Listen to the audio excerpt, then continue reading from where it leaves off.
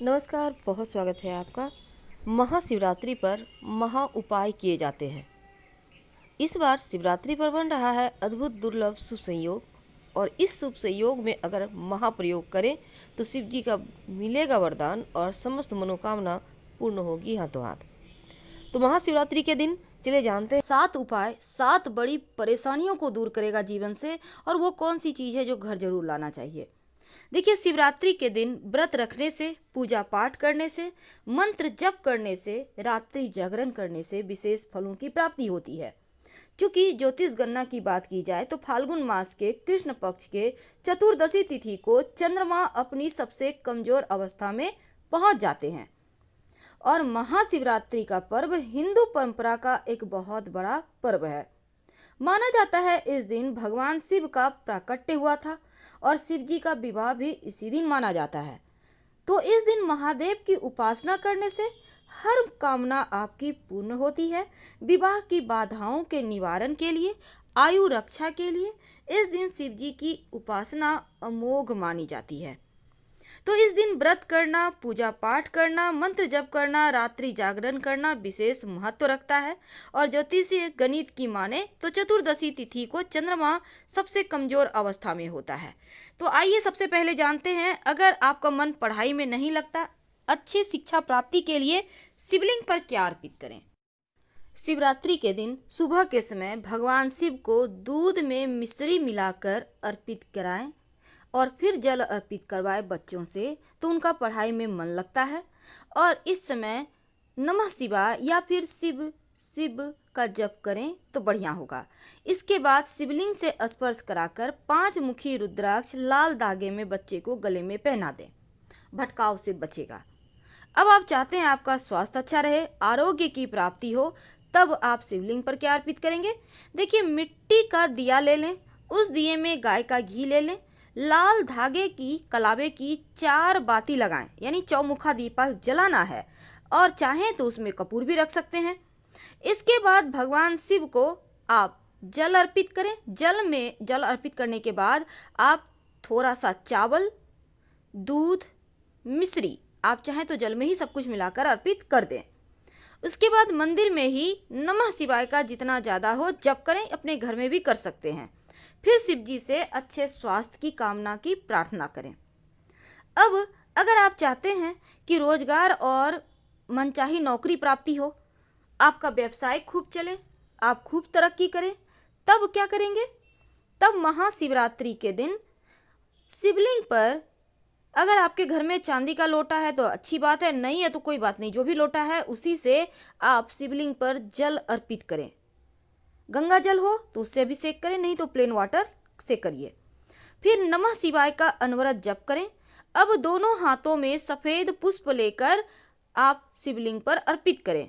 अच्छे रोजगार की प्राप्ति की प्रार्थना करें और शाम के समय शिव जी के मंदिर में जाकर एक दीपक जरूर जला दें। आप चाहें तो सरसों के तेल का भी जला सकते हैं और घी का भी जला सकते हैं, लेकिन उसमें एक लौंग जरूर डालिएगा। धन की प्राप्ति के लिए, बरकत होने के लिए, रुका हुआ धन आने के लिए एक छोटा सा प्रयोग किया जाता है।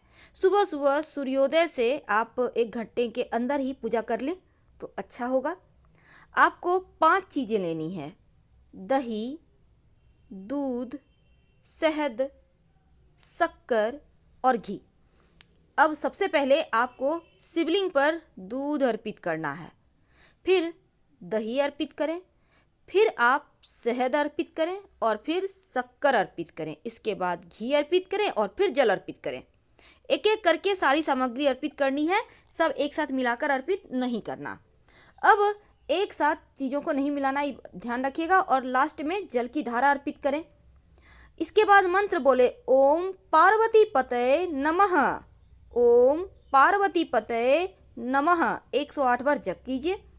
रुका हुआ फंसा हुआ धन आने की प्रार्थना करें तो बरकत बनी रहेगी। अब संतान की प्राप्ति नहीं हो रही, आप परेशान हैं, लाख प्रयास के बाद डॉक्टर को दिखा के थक चुके हैं, तब शिव जी के शरण में आ जाएं। संभव हो तो पति पत्नी दोनों ही एक साथ मिलकर कीजिएगा। शिवलिंग पर गाय का घी अर्पित करें।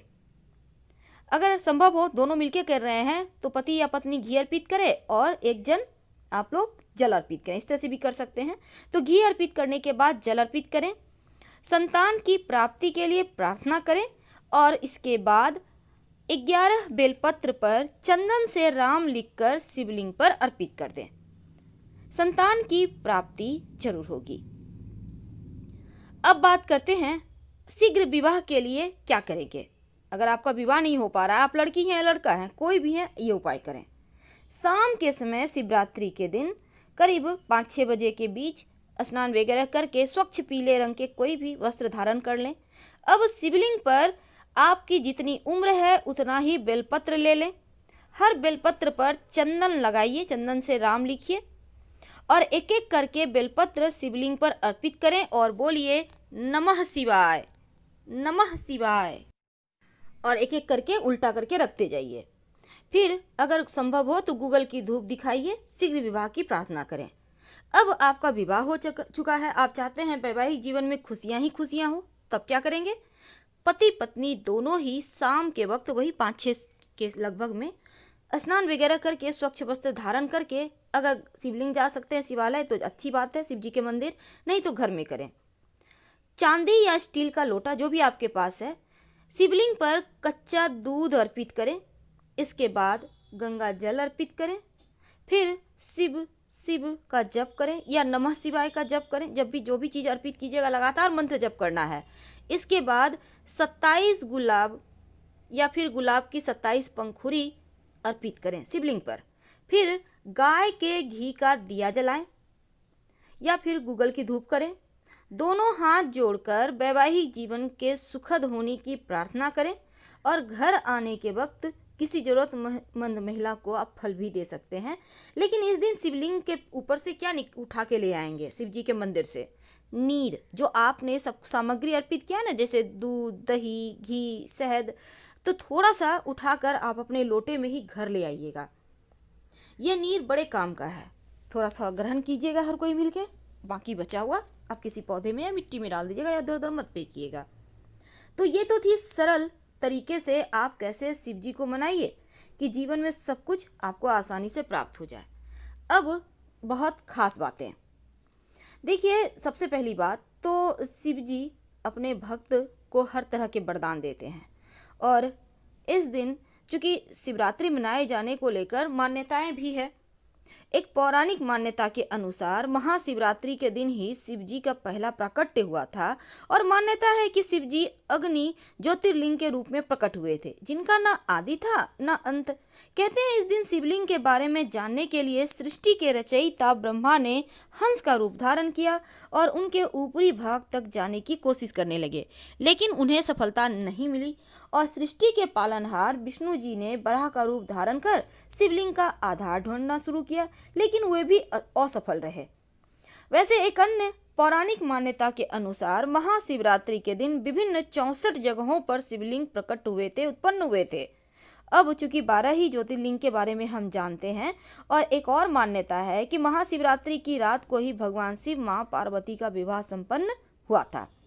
तो शिवरात्रि के एक दिन पहले ही आप तमाम वस्तु का सामग्री को ले आइए, जैसे कि समी के पत्ते, सुगंधित पुष्प, बेलपत्र, धतूरा, भांग, बेर, आम की मंजरी, जौ की बालियां, तुलसी, हालांकि तुलसी दल नहीं, तुलसी की मंजरी, याद रखिएगा मंजरी, सिर्फ महाशिवरात्रि के दिन ही शिव जी को मंजरी अर्पित की जाती है। दूध, गन्ने का रस, घी, शहद, गंगाजल, कपूर, धूप, दीप, रुई, चंदन, पंचमेवा, पंचफल, पंचरस, इत्र, मोली, रौली, जनेऊ, पंचमिष्ठान और श्रृंगार की वस्तु माँ पार्वती के लिए। और पूजा की विधि कैसे है ये तो आपको हमने बताया है, लेकिन एक बार सिंपल तरीके से सुबह सुबह उठकर स्नान वगैरह करके स्वच्छ वस्त्र धारण कर संकल्प लें। फिर घर में या मंदिर में ही अपने घर में या पास के मंदिर में जाके पूजा करें। पहले तो आप जल लेकर जाइए, गंगा जल, नहीं है तो सादा पानी में ही 2-4 बूंद डाल सकते हैं, नहीं तो सादा जल भी चलेगा। फिर लोटे में थोड़ा सा चावल और चंदन मिला लें, आप चाहें तो बेलपत्र भी डाल दें, नमः शिवाय बोलते हुए शिवलिंग पर अर्पित कर दें।